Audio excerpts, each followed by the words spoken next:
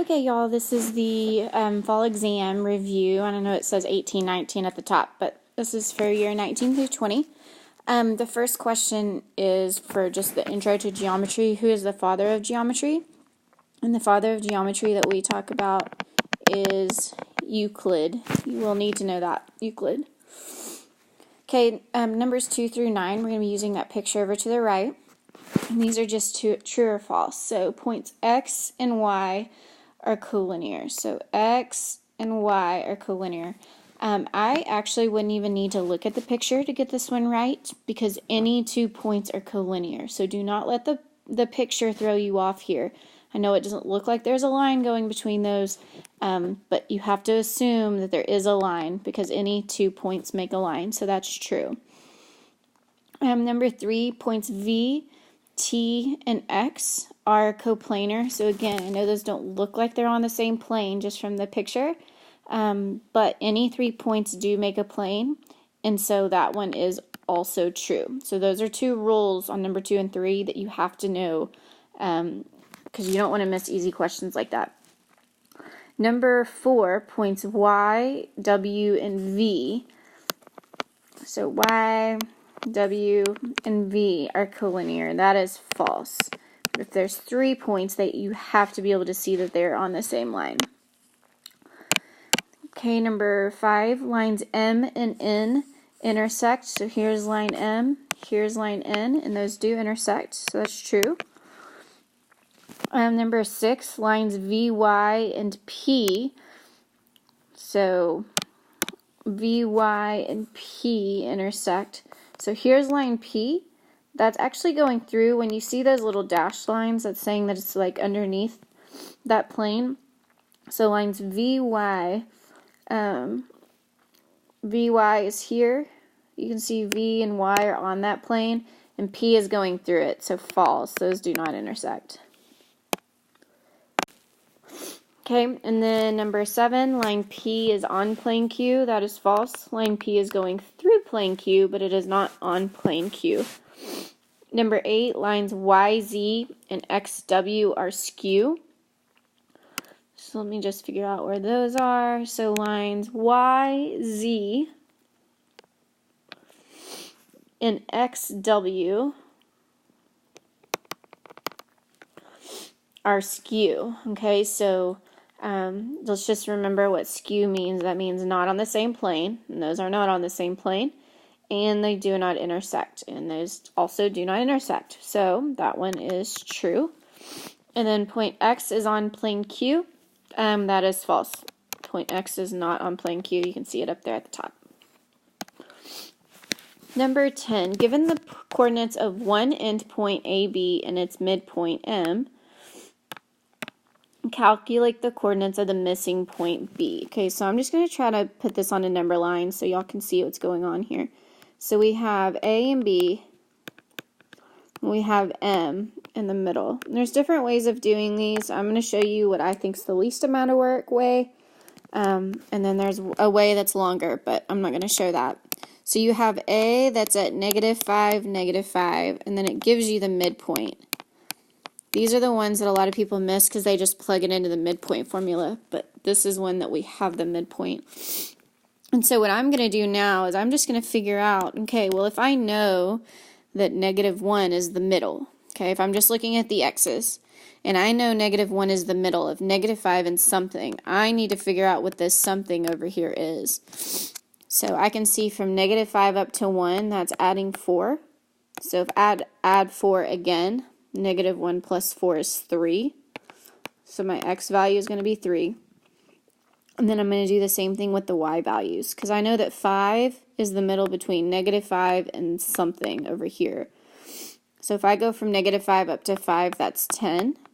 And so if I add 10 again to that 5, that puts me at 15. These are really easy ones to check. And then also just remember that you're going to have multiple choice answers, and so you can check it with those. Number 11, compute the distance. Okay, so here this is going to be distance formula. Okay, this will be on your formula chart. Okay, so I just like to get all those things written, and then I'll just fill in everything. So here I'm going to subtract my x values. So that's negative 5.1 minus 7.4. And then 8.2 minus 9.6. And I'm just going to simplify everything underneath the radical. I'm not going to type in the radical yet. So negative 5 minus 7.4 squared plus 8.2 minus 9.6 squared. And that gets me the square root of 155.72. Okay, and normally if we give you weird decimals like that, we're going to just let you give us a decimal answer anyways. So if I take the square root of that, that gets me 12.4, we'll round it 3 spots, 79. Okay, number 12, determine the length of PQ. So again, I know this doesn't say distance, but that's what it's asking for. So distance, because it's the length, equals, and I'm going to plug all this stuff in. We have a little bit nicer numbers here. And I know this doesn't say keep it as a radical, but I'm going to show you both ways here. So that would be 3 minus 0 squared and negative 3 minus 4 squared. Okay, and if I just simplify, again, I'm just typing all of this in my calculator underneath the radical, underneath the square root. So if I type all of that in, I get 58. Okay, and then I just need to see, are there any perfect squares in 58? And I don't think there are. There's not. So if we asked you to leave it as a radical, that would just be the square root of 58. If we let you put it as a decimal, that would be about 7.616 for rounding. All right, number 13. So determine the midpoint of these 2 points. Okay, so this is just your typical. We've got your 2 endpoints. We need to get the middle. So the midpoint formula is add your x's together. So 4 plus 7 and divide it by 2. You're just getting the average. And then 14 plus 5 divided by 2. Okay, and so that's 4 plus 7 is 11 over 2. 14 plus 5 is 19 over 2. So you could leave it like that, but chances are on something like this, we would have those as decimals. And so that would be 5.5 and 9.5. And that would be the middle. All right, number 14. If OG is an angle bisector. So when I read that, I'm going to immediately come over here to my picture, and I'm going to put these little curves on there to show that those are congruent. And they're telling me here that GOH is X and FOH, that's the whole thing. Be careful here. That's the whole thing. Is 3x minus 24, and they want me to find FOG. Okay, well, they told us that's an angle bisector, so where I put in purple, I know that those are equal. So if GOH is x, so is FOG. So those are both x. Okay, so now, and I know the whole thing is 3x minus 24, so I have x plus x, which is 2x, equals 3x minus 24. I'm just going to solve this. So I'm going to subtract 3x. So that's negative x equals negative 24. Divide by negative 1. And so x is 24. Okay, so when it says determine FOG, well, FOG is x. So FOG is 24 degrees. All right, here compute the measure of angle 1, and so what I just need to find x ultimately here, so I have to figure out how to do that. So I know that these two angles here make a straight line, so they're going to add up to be 180. So that would be 6x plus 156 equals 180. I'm going to subtract that 156 from both sides, and so that would be 24 divided by 6, and so x would be 4. So if I want to actually find the measure of angle 1 here, okay, I know that 1 and 2x plus 136 are going to be congruent because they're vertical. So I'm going to do 2 times 4 plus 136. So that would be 8 plus 136, which would be 144 degrees. Number 16, find the value of x. Okay, so again here I see vertical angles. So that's going to be x squared minus x equals 56. I can see right now that this is going to be a factoring problem because I see that x squared and x. And before you can factor, it has to be equal to 0. So I'm going to subtract 56. So I have x squared minus x minus 56 equals 0. Okay, and so now I've got a little bit of work to do. So I need to figure out what multiplies to be negative 56 and adds to be negative 1. And those two numbers are negative 8 and 7. Those are going to be my factors. And so I need to write my factors down. So since it's a negative 8, it's x minus 8. It's a positive 7, so it's x plus 7 equals 0. Okay. And so if I set x minus 8 equal to 0, x is going to be 8. If I set x plus 7 equal to 0, x is going to be negative 7. The only thing else I need to do here is plug those in and make sure those both work. And if you plug both of those in, they do work. So both of them are right. All right, number 17, name an angle that's complementary to angle 1. Okay, so complementary means adds up to 90.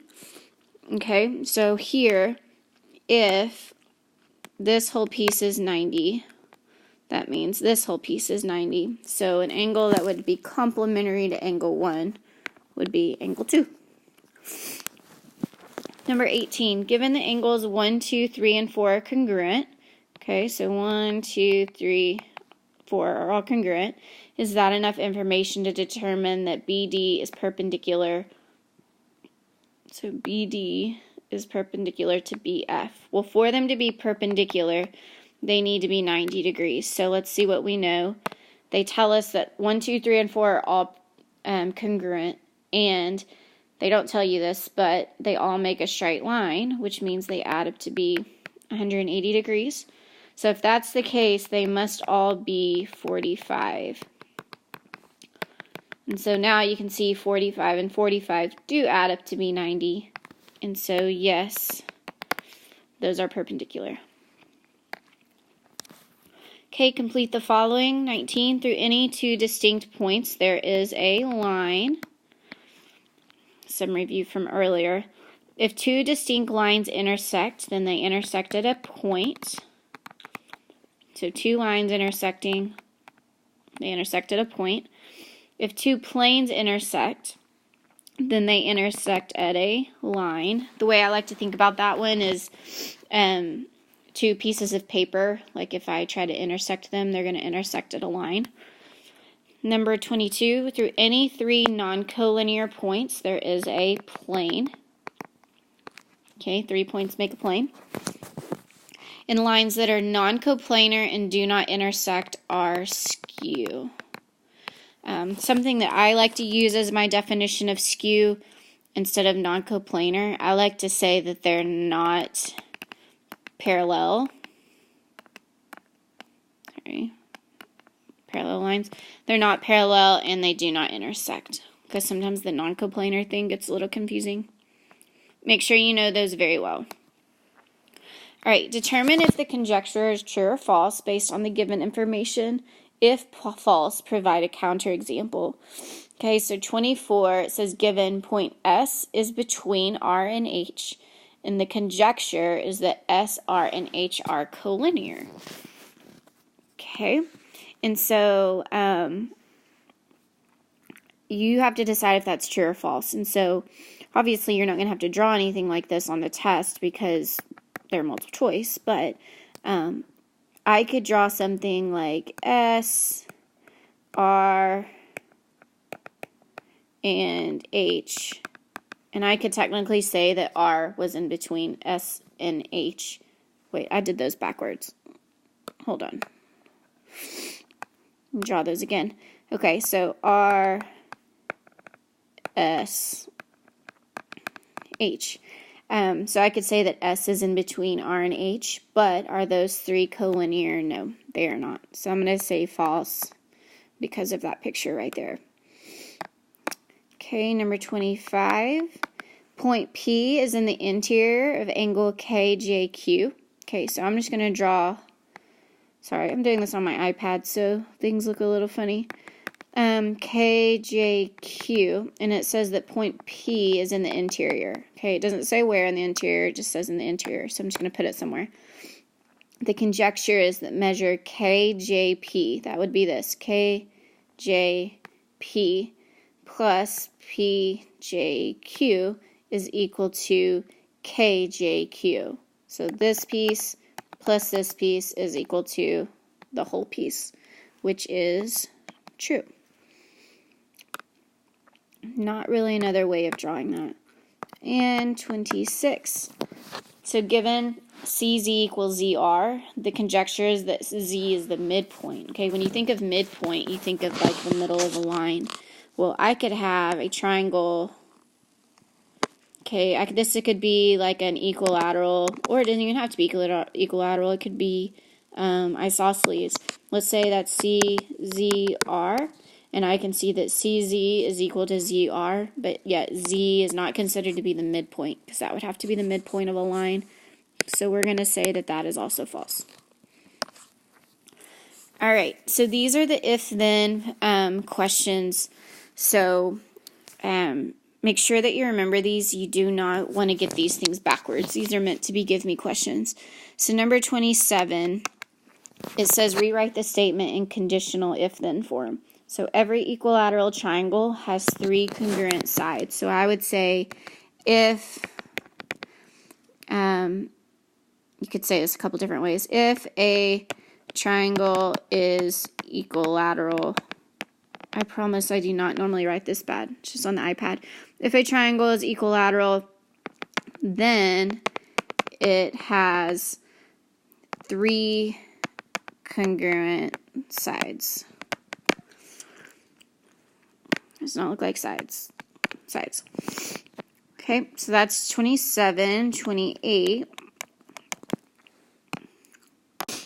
28 would be, let's see, all right angles have an angle with measure of 90 degrees. So I'd say if it is a right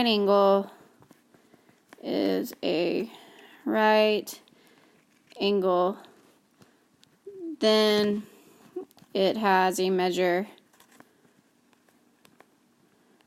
of 90 degrees.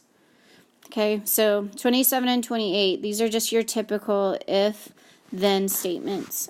Obviously, you won't have to write these, there will be multiple choice, but conditional form is just your typical if-then. So when we go to 29, okay, so I'm going to take this off so I can write these sentences. And actually, I may just read them so I don't have to rewrite them. All right, so 29, this is the converse. So write the converse of the statement. So converse is where we're going to flip the two parts of the sentence around. So this says, if tomorrow is Sunday, then yesterday was Friday. I would say, if yesterday was Friday, then tomorrow was Sunday. The contrapositive on number 30, the way I teach my classes is that the contrapositive is the biggest word, which means you do the most to the sentence.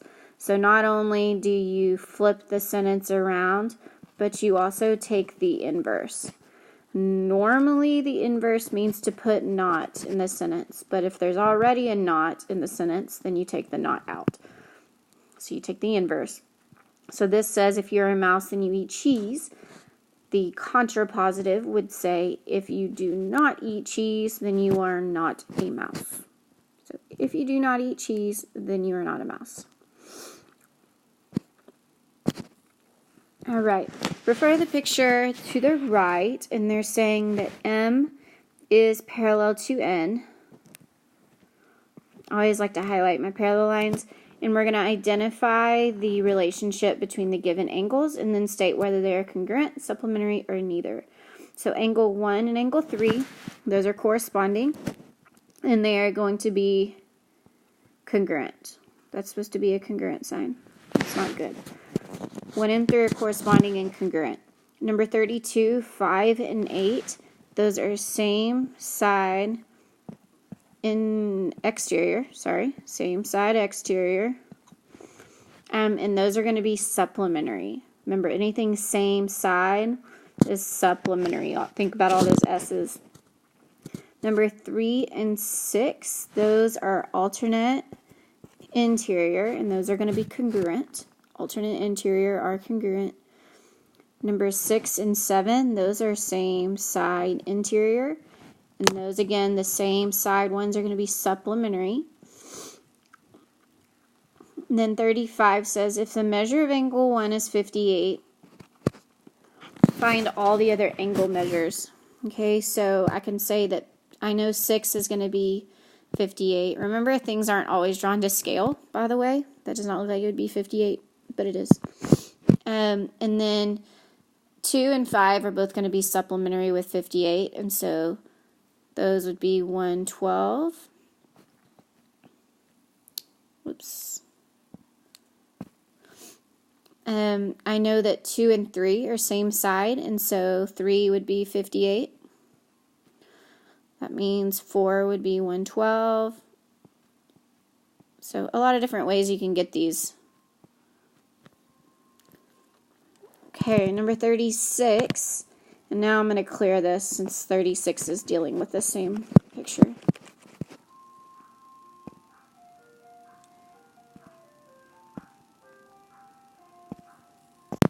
Okay, so 36 says angle 1 is x plus 5, and angle 5 is 2x plus 70.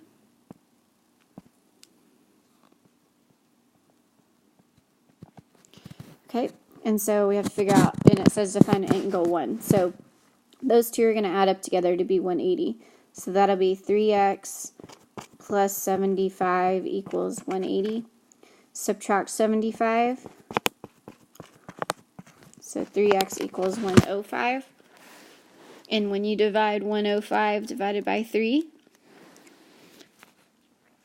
x is 35. And so if I want to find angle 1, I'm just going to do 35 plus 5, which is 40. Okay, and then 37, if measure of angle 7 is 4x minus 5, and angle 4 is x plus 19, find the measure of angle 4. Okay, these are vertical angles, so those are going to be equal. So I'll do 4x minus 5 equals x plus 19. Subtract the x. So 3x minus 5 equals 19. Add 5. So 3x equals 24. Divide by 3. And so x is 8. So if I want to find the measure of angle 4, I'm going to do 8 plus 19, which will be 27. Number 38, determine the slope of the line passing through 5, 3, and negative 8, negative 7. So I'm just going to do the slope formula here. So that's y2 minus y1. So I'm going to do negative 7 minus 3 over negative 8 minus 5. So that would be negative 10 over negative 13. So our slope, that's negative divided by negative, so that would just be 10 over 13.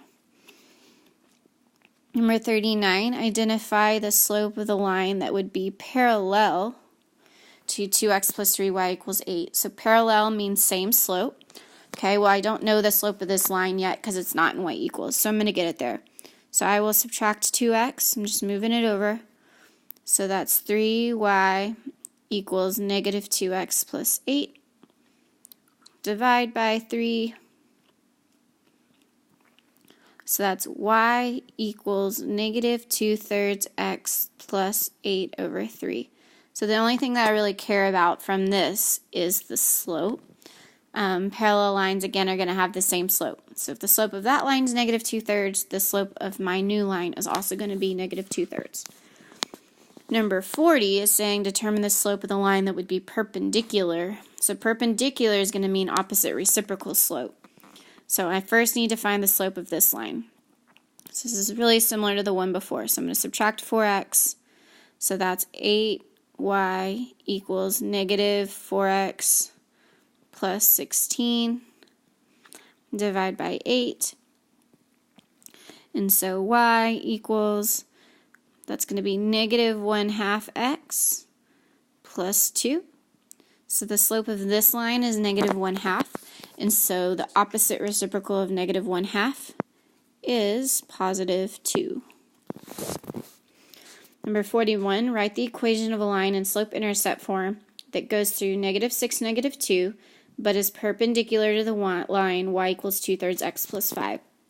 So the slope of this line is 2/3. Notice this says perpendicular. So I need the opposite reciprocal. So that's going to be negative 3 over 2.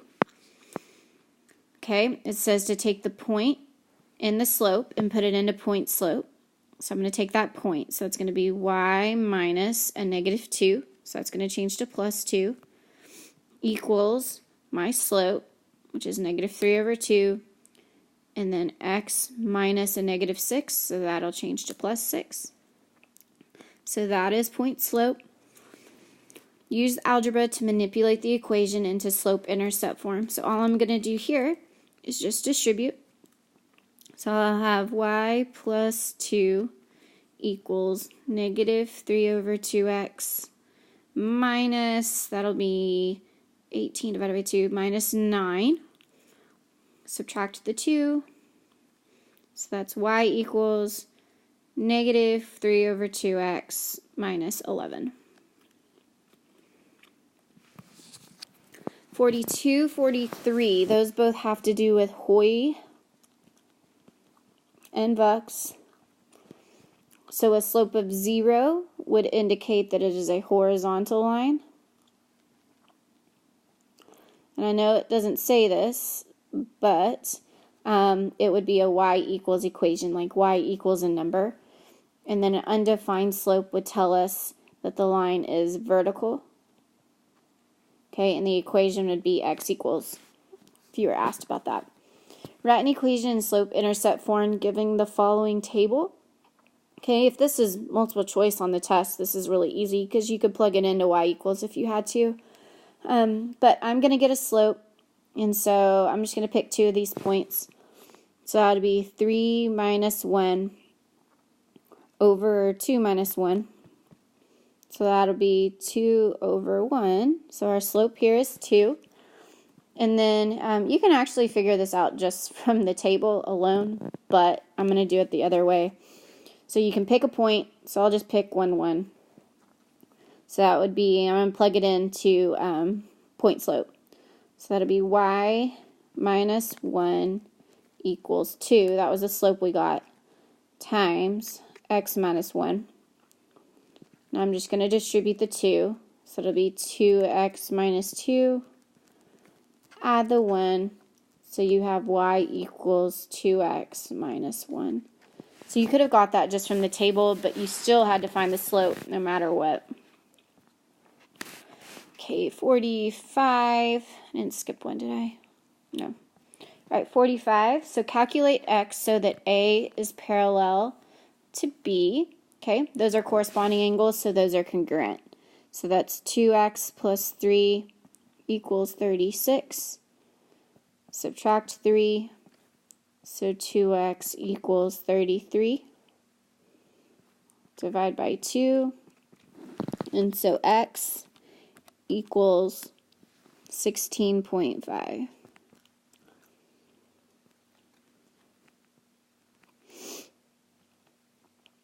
46. So here we start talking about congruent triangles. So this was like the section where we talk about side angle side, side, those different types of things. So 46, an isosceles triangle is obtuse. So these are always, sometimes, and nevers. So let's think about isosceles triangles. That just means that two sides are the same. So I could draw this triangle, and that's obtuse, and it's isosceles. So that could be sometimes. 47, a right triangle is equilateral. Okay, that could never be true, because I could have two sides that are the same here, but that hypotenuse is always the longest side in a right triangle. So a right triangle could never be equilateral.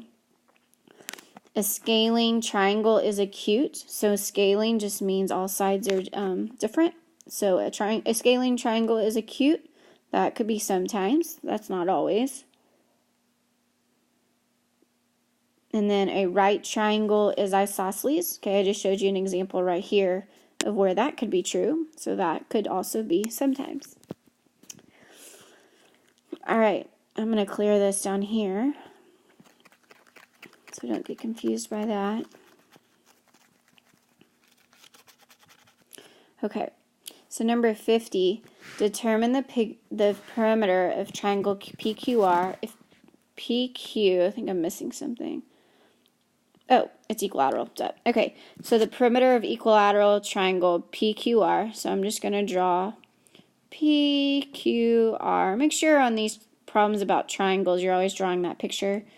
So PQ is 8x minus 18, and PR is 2x plus 6. Okay, so what you have to realize here is that this says it's equilateral, which means all sides are the same. So 8x minus 18 is going to equal 2x plus 6. Subtract your 2x. I'm going to skip some steps here. Add your 18. Divide by 6. So x is 4. Okay, but it wants the perimeter. So I just need to take that 4 and plug it in. So if I plug it in, I'm going to say, let's plug it in for this x right here. So that's 2 times 4 is 8, plus 6 is 14. Okay, well this is equilateral, so they're all 14. And 14 times 3 is going to be 42. So the perimeter here is 42. Number 51, solve for the value of x. So this is that exterior angle theorem where we say that exterior angle is equal to the 2 interior. Okay, so I'm going to do 5x minus 4 is going to equal 4x plus 16. Okay, I'm going to subtract the 4x over. Okay, so if I move the 4x, that's x minus 4 equals 16. Add the 4, so x would be 20. So again, that exterior angle equals the 2 interior. Name the two triangles that are congruent by side angle side if WY and XV bisect each other. So that means they're cutting each other in half. So WY is bisecting XV. So those two pieces are going to be equal, and these two pieces are going to be equal. There's actually a couple different answers to this one, depending on which vertical angles you look at. But I'm just going to say, let's look at this angle and this angle. I kind of looked left and right here. I could have looked up and down, like where that A is and the one below it. And so we can prove that this triangle is congruent to this triangle because of side angle side. So I'm going to say triangle, I'm going to call this WAX is congruent to triangle. Okay, now be careful here. So notice W is next to my two little hash marks, and you have to look at what's next to the two hash marks in my other triangle. That would be Y. And then, of course, A is going to be congruent to A, and then that leaves V. So be careful on one like that. Okay, number 53, determine which triangles are congruent by angle, side. Okay, And so here you can see, let's see, let me see if I can highlight this, that might be better. I have this triangle, and notice I have, within that triangle, I have the right angle that I know, and then I know this other angle down here. So I know those two angles, and then I know this side. Okay, and then I have another triangle. Let's see, I'm trying to pick a different color here. I just went green, that's all. Okay, never mind. But anyways, then I have this other triangle. I'll just do this triangle here. You can see this side AE, they both share. So I'm going to say triangle AED is congruent to C. A would go with E.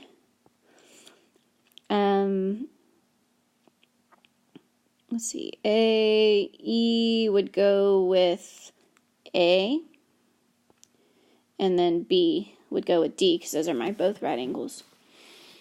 All right, number 54, which parts must be congruent to prove the triangles are congruent by ASA? Okay, so for angle, side, angle, notice that that side is in between two angles. So if you look at the right angles, and then you have the sides, you have to have that next angle. So it would have to be angle T and angle M. Okay, number 55, determine which triangles are congruent by angle side. Okay, so if I look at those two right angles that match up, notice what triangles those are in. And so I'm looking at this triangle here. So if it was angle side, that means I'd have to have this angle right here. So I'm going to say angle AEB. Get more specific with that. AEB would have to be congruent to angle, let's see, if I'm looking at this other triangle, that would have to be this triangle here.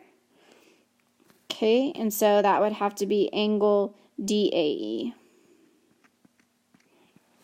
I don't think the ones on the test are like these. You pretty much just prove why they're congruent.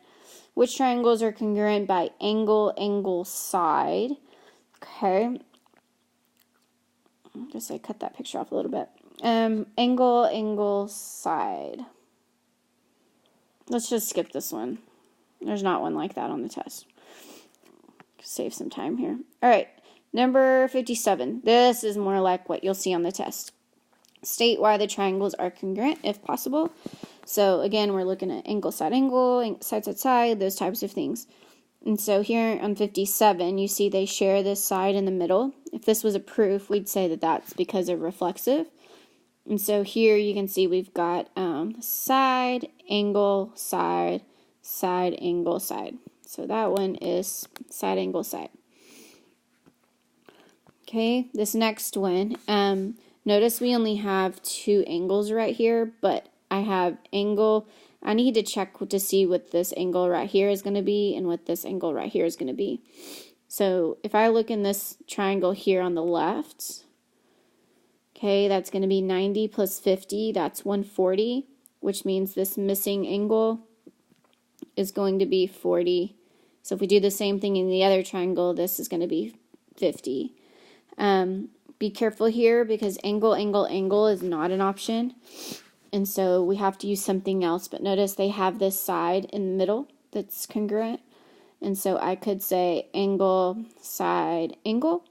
I could also say angle, side here. Number 59, they're saying that JN is equal to MN and JK is equal to MK. And then, of course, they share this side in the middle. So this one's pretty easy. They're congruent by side. number 60, D is the midpoint of MT. So they're showing you that these pieces are equal. That's because D is the midpoint. And then angle MDB and T are right angles. So I'm just going to put little symbols there to show those are right. And then angle M is congruent to angle ZDT. We've seen this example actually a few times. So we've got angle, side, angle.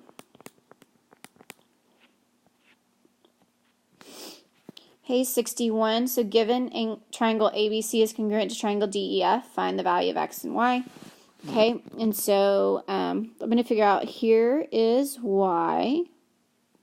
Okay, so I need to look up here at this congruent statement and figure out what angle D would be congruent to. So angle D is first there, angle A is first over here.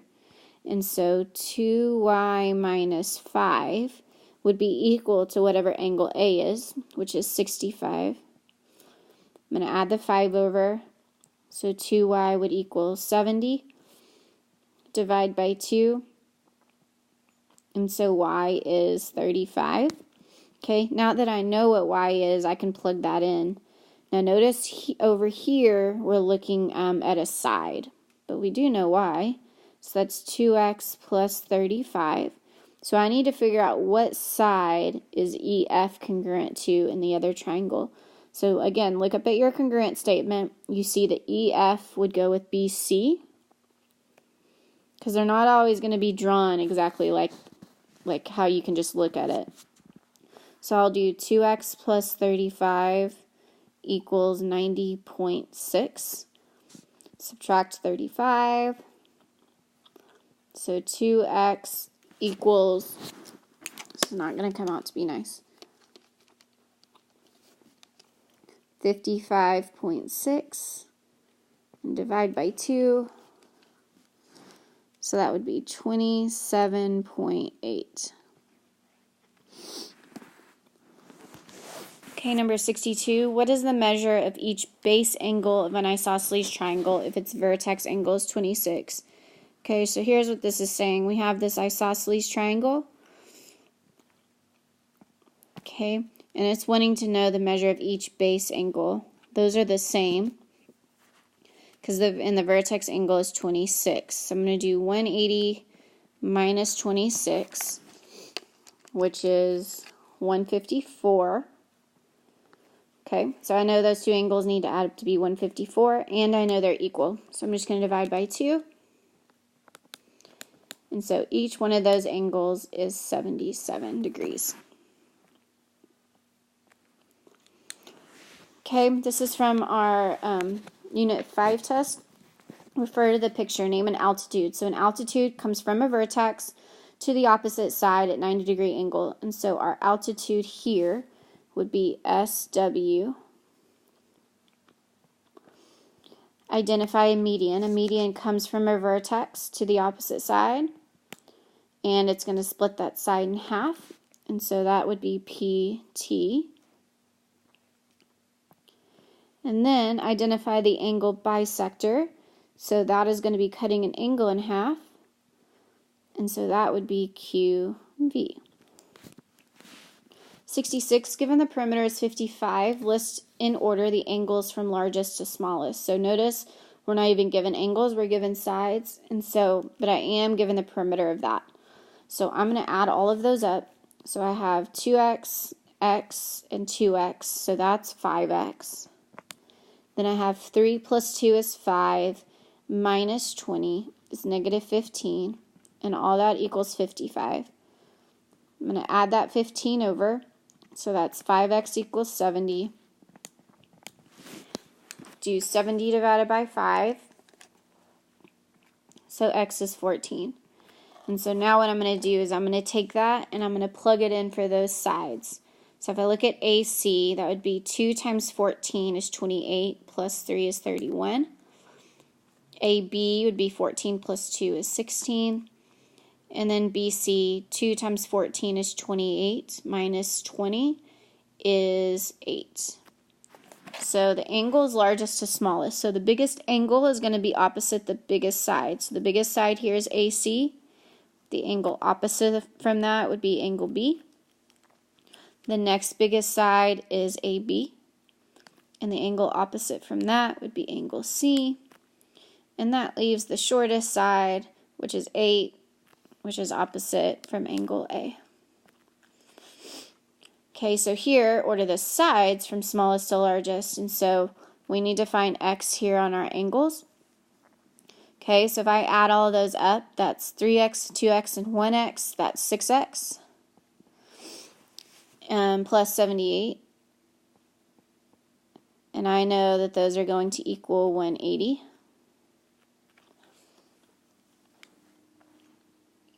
Okay, and then I'm going to subtract 78, so 6x is going to equal 102. And when you divide by 6, you get 17. And now I'm going to take that 17 and plug it in so I can figure out those angles. So A would be 2 times 17 would be 34. 3 times 17, angle C would be 51. And then 17 plus 78 for angle B would be 95. I guess that's a B up there. I cut it off. Okay, so the side, smallest to largest, so the smallest side is going to be opposite the smallest angle. Okay, so the smallest angle is A, so the shortest side is going to be BC. The next smallest angle is 51, and opposite from that is AB. And then opposite from the biggest angle is going to be left with AC. Okay, 68. The measures of two sides of a triangle are 9 and 12. Write an inequality that expresses the range of values for the unknown side.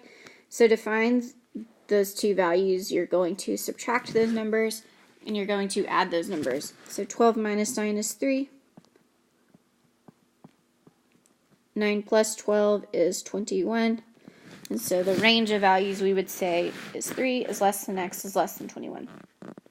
Basically saying x is more than 3 but less than 21. 69. Two sides of a triangle are 7 and 14. Which of the following could be the third side?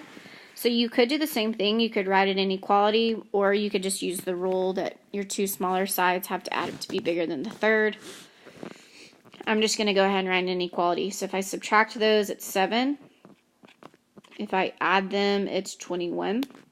And I'm going to see which one of those answers meets that criteria. Well, 7 is less than 21, but 7 is not more than 7. 3 is definitely not either one of those, but 8 is more than 7 and less than 21. Number 70, name all angles that must be smaller than angle 4.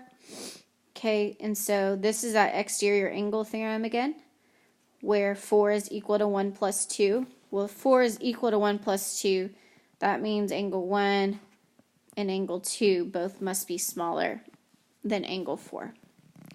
I don't know if 3 is smaller. Okay, 71 and 72. The good news is you won't actually have to do a construction on the exam. Let's make sure I didn't skip any.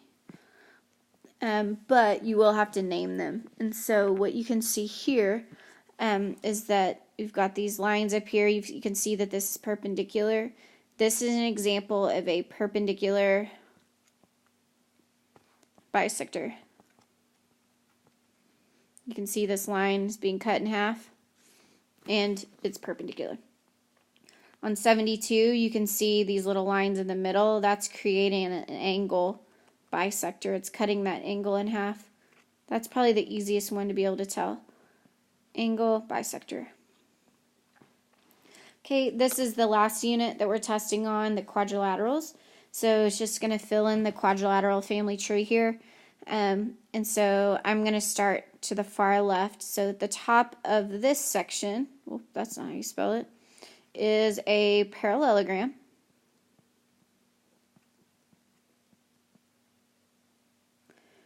Okay, underneath a parallelogram, you are going to find your rectangle. You are going to find your rhombus. And then what has both of those down here is going to be your square. if you can have a good idea of this picture, it'll help you out a lot. And then over here, we're going to have a trapezoid. And then within a trapezoid, we could have an even more specific isosceles trapezoid. And then over here by itself, there's not really anything else like it, is a kite. Alright, so we're going to use this parallelogram to the right of 74 to figure out this one. So this is saying this is a parallelogram, and AS would be congruent to KS because that diagonal is being bisected. Okay, number 75. This says use rhombus. You have to identify what you're using or else you're not going to know how to set it up. So use rhombus RSTV in the given information to find each value. So 75, if the measure of RST is 67, find RSW. So RSW. So that's this angle right here. And what you have to know about a rhombus is that those angles are being bisected. So if I take 67 and I divide it by 2, that would be 33.5 degrees. Okay, number 76, and I'm just going to clear my picture so I can start over. If the measure of SWT, so that angle right there, is 2x plus 8, wants us to find x. So what you have to understand about a rhombus is that all 4 of these angles on the inside are right angles. So 2x plus 8 is going to equal 90. Subtract the 8, so 2x equals 82. And divide by 2, so x would be 41. Okay, and then 77, if ST equals 8, then what is RV? Okay, so that's this side right here. And in a rhombus, all sides are the same, and so that would also be 8. Okay, number 78, so this is saying it's an isosceles trapezoid, and it says that MN is the median. So compute MN if WZ is 11 and XY is 3. Okay, and so this is kind of like the midpoint formula, actually. You're going to take your two segments that make up your bases of your trapezoid, and you're going to divide it by 2. And so I'm going to do 11 plus 3 divided by 2. That's 14 divided by 2. So my mid segment here, my median, that length would be 7. Number 79. So I'm kind of doing the same thing here on this one. It says if MN is 10x plus 2, WZ is 21, and XY is 8x plus 19. Find the value of x. So again, those two bases, so in this case, 8x plus 19 plus 21, if I cut that in half, it's going to equal my median, which is 10x plus 2. So again, I took the two bases, added them, divided by 2, and that's going to equal my median, which is 10x plus 2. And now I'm just going to simplify this. So that's going to be 8x plus 30 divided by 2 equals 10x plus 2. A couple of different things you could do here. If you wanted to multiply both sides by 2, you could. Since 2 goes into both of these numbers, I'm just going to divide them. So that'd be 4x plus 15 would equal 10x plus 2. I'm just going to solve this. So I'm going to subtract 4x. So 15 equals 6x plus 2. Subtract 2. And so 13 equals 6x. Oh, that wasn't 30, was it? It was 40. My bad. Okay. So I'm just going to come up here and change this 30 to a 40. There we go. So 4x plus 20, maybe this will come out to be nicer now. So I'm going to subtract the 4x. So 20 equals 6x plus 2. Subtract 2. So 18 equals 6x. Divide by 6. And so x would be 3. Sorry about that. Okay, so over here, A, B, C, D. So C is over here. You can't see it. That point is an isosceles trapezoid. Determine or decide whether each statement is true or false. So AC, so that's this diagonal, is equal to BD. Okay, those diagonals are congruent in an isosceles trapezoid, so that's true. The next one, AD is equal to CB. Okay, so that's the legs of that isosceles trapezoid. That is true. That's what makes it an isosceles trapezoid. And then CA, which is the two diagonals in BD, bisect each other. That is not true in an isosceles trapezoid. They do not bisect each other. Okay, and here we go. We've got all of these definitions you're going to need to know. And I'm tempted just to not go through this on the video, but I'm going to anyways. Okay, so what I'm going to do is I'm going to actually just go through the letters A through double E, and I will find the name for that. So if you look at A, that should be Ray AC. You see that arrow above it? And so Ray AC, that's number 3. So number 3 is A. B would be, you could say either line, you would really say segment CA here. And I do not see anything that says segment CA, so we're going to skip that. C says an if-then statement. Okay, if-then statements, those are called conditionals, which is number 12. So 12 is conditionals. D says a triangle with at least 2 sides that are congruent. That's an isosceles triangle, which is number 21. I have some in mind. To be able to fit this all in one slide, I had to crop it and stuff. E, a proven fact. A proven fact is a theorem, which is number 22. So that's E. F, 2 adjacent angles that form a straight line. 2 adjacent angles that form a straight line is called a straight angle. Normally we call those linear pairs, and it is still a linear pair, but this is a straight angle. 2 angles whose sum of their measures is 180. Okay, that is going to be supplementary. So 16, that's 16, it's G. H, a triangle with no congruent sides. That is going to be a scalene triangle. And I do not see scalene. I is reasoning based on patterns and observations. So if it is patterns, that is going to be inductive reasoning. So number 20 is I.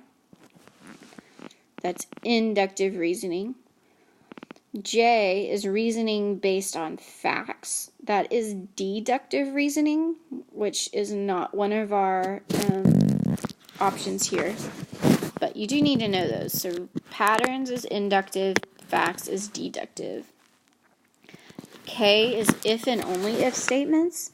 If you see if and only if, those are called biconditionals, which is number 23. So that is K. L is contained on the same plane. So on the same plane means coplanar. Oh, whoops. That is number 2. It's not letting me write that in, so I'm going to write it in just kind of over it, right there. M is a rhombus with 90-degree angles. So a rhombus with 90-degree angles, that would be a square. But that is not an option. Number sorry, not number. Letter N, two angles whose sum, I don't know what that says. I cut it off. Hold on, let me figure that out. Okay, sorry. So that N says two angles whose sum of their measures is 90. Okay, so 90, that would be complementary, which I do not see. Okay. O says the center point of a segment. So the center point of a segment, that is a midpoint, which is number 5. So 5 is O. P, a segment in a triangle that connects a vertex to a midpoint on the opposite side. That is called a median. So a segment in a triangle that connects a vertex to a midpoint on the opposite side is a median. And I do not see that.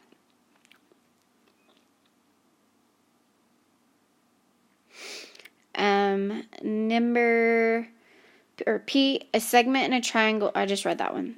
A segment connecting any two non-consecutive vertices of a polygon. A segment connecting any two non-vertices, that is a diagonal, and that is not an option.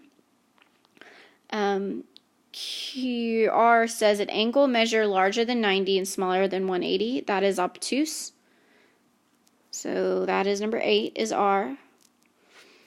S, lines that are non-coplanar and never intersect, those are skew. So that's 19 is skew.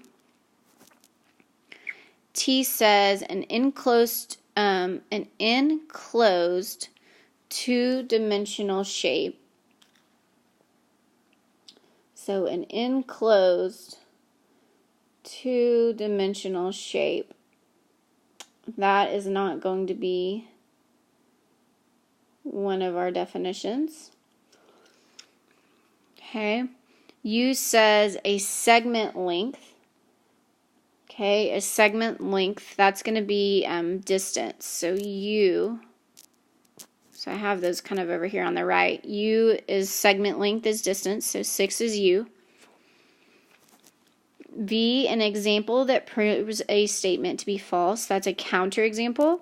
So V is 13, counterexample. W are two rays extending from one point.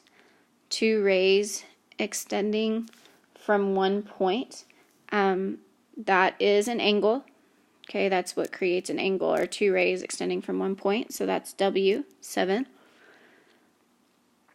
X is same shape, same size, which is congruence. So 4 is X. Y are opposite angles, but they're equal in measure. Okay, and so those are called vertical angles. So that's 15 is Y. Z defines a location only. That is a point, which is number 1. So Z is number 1. AA says array that divides one angle into two congruent parts, and so that is an angle bisector, which is 14. BB, angles that share one side. So angles that share one side, those are called adjacent angles. So that is 11 is BB. CC is a straight line. Okay, so you could actually say, I know we put F next to number 9, but F actually goes with 10. It doesn't matter, really they're the same thing. But straight angle we'll say is CC. But what you do know is, you need to know is that a linear pair are two angles that form a straight line. That's also a straight angle. And then we are going to use this picture. Mine got cut off, but the picture on the right of y'all's to figure out angle 4 and angle 5. So if you look at angle 4 and angle 5, Those are alternate interior. So 17 is DD. And then angle 1 and angle 5, those are in the same place, and so those are corresponding. So E, E. And that is it. Good luck.